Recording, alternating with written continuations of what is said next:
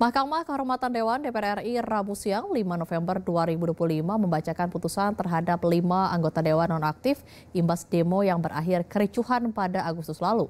5 anggota teradu yaitu Adis Kadir, Nafa Urbah, Surya Utama, Eko Hendro Purnomo, dan Ahmad Syahroni. Dalam putusannya, Adis Kadir dan Uya Kuya atau Surya Utama dinyatakan tak melanggar kode etik DPR RI. Sementara teradu lainnya dinyatakan melanggar kode etik.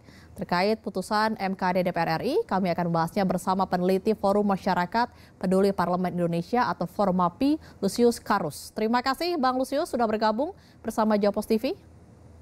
Ya, sama-sama. Terima kasih. Ya, Bang Lusius, bagaimana Formapi melihat putusan MKD DPR RI terhadap 5 anggota DPR RI nonaktif ini? Ya, kalau bicara soal keputusan sih, tentu saja ini jauh dari apa yang kita bayangkan di awal dulu, gitu ya, waktu partai-partai menonaktifkan kelima anggota DPR ini.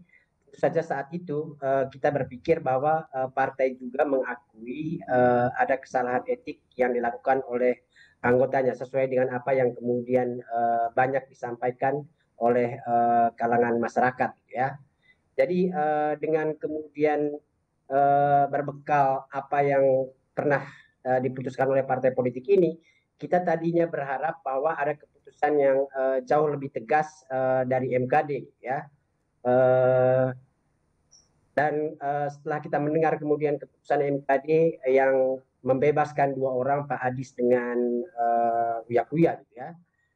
Tentu saja ini kemudian lalu terlihat berbeda sekali dengan apa yang ingin atau diharapkan oleh publik, ya, pada saat demonstrasi di akhir Agustus sampai awal September lalu. Jadi ada sesuatu yang kemudian terlihat seperti anti klimaks gitu pada keputusan MKD hari ini dengan melemahnya sanksi yang diberikan oleh MKD terhadap kelima anggota DPR nonaktif.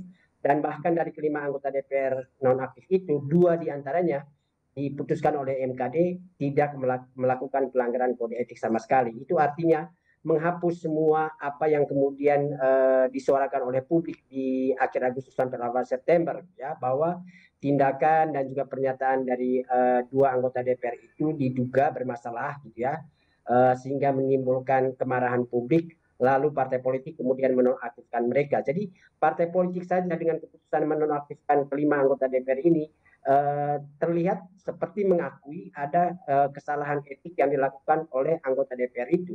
Tapi MKD justru mementahkan itu dengan membebaskan Pak Uya Kuya dengan Pak Adis Kadir dari dugaan pelanggaran kode etik. Jadi ini saya melihat, ya, itu dia kesenjangan antara apa yang kemudian diharapkan oleh publik dengan apa yang kemudian diputuskan oleh MKD, gitu.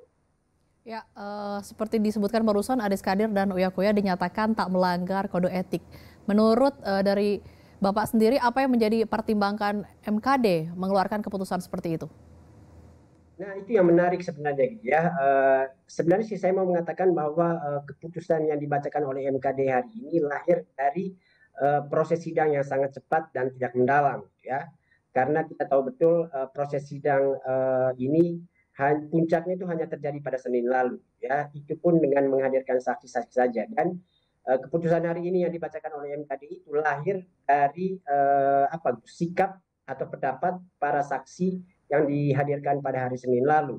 Jadi MKD sama sekali tidak kemudian berusaha untuk mendalami apakah perkataan maupun tindakan yang dilakukan atau yang diduga melanggar kode etik yang dilakukan oleh 5 anggota DPR itu sesuai atau tidak sesuai dengan kode etik DPR. Kan ada kode etik, tinggal kemudian mengkomparasikan apa yang kemudian jadi tindakan atau perkataan yang diduga melanggar kode etik dari kelima anggota DPR itu dengan pasal-pasal yang ada dalam kode etik.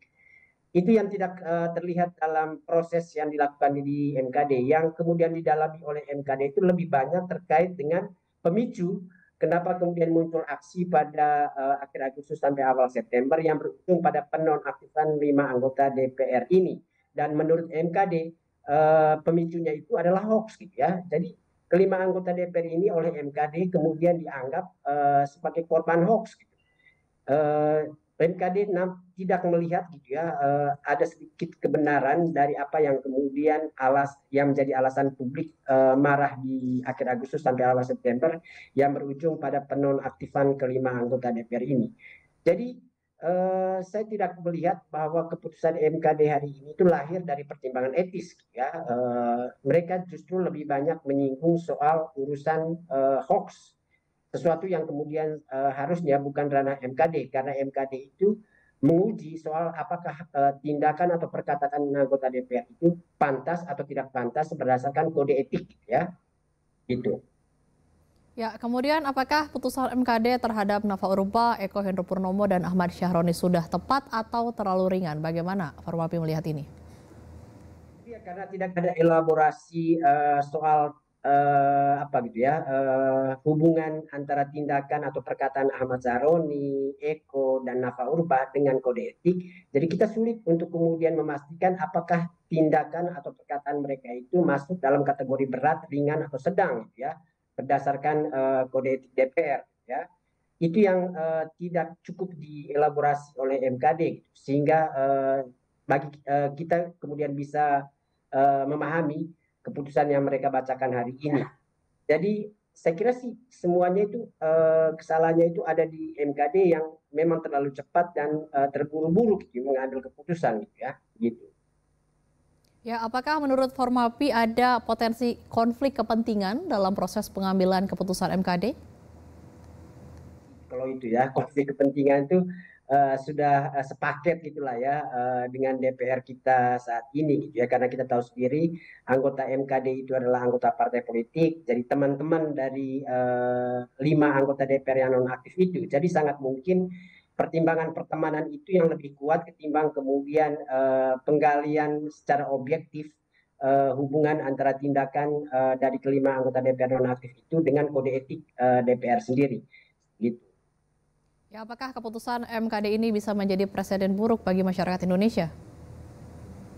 Saya kira ya kita harus tetap mengapresiasi karena MKD tetap berani untuk kemudian menyatakan 3 orang itu melanggar kode etik ya, walaupun kita agak menyayangkan karena ada 2 orang lainnya yang juga sama-sama nonaktif dari partai politik dinyatakan tidak melanggar kode etik oleh MKD gitu. Tapi bagi saya ini bisa jadi awal baru bagi MKD gitu ya, untuk kemudian benar-benar menjadi alat kelengkapan yang diharapkan untuk menjadi pengawal kode etik DPR gitu. Ya, terima kasih telah bergabung bersama Jawabos TV, peneliti Forum Masyarakat Peduli Parlemen Indonesia atau Formapi, Lusius Karus.